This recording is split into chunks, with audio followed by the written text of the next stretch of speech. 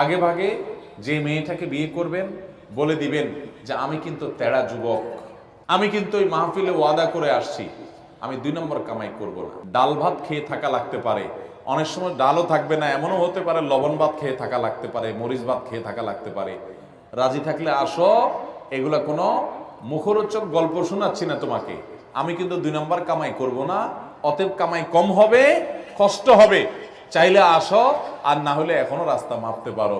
আমাকে আইসা শাড়ি চুড়ির ডিমান্ড দিবা, অন্য চোরদের বউ, ডাকাতদের বউ, দুর্নীতিবাজদের বউ, তারপর রিলিফ চোরদের বউ, হারামখোরদের বউ, তাদের মতো দেখে দেখে কম্পিটিশন করতে পারবা না।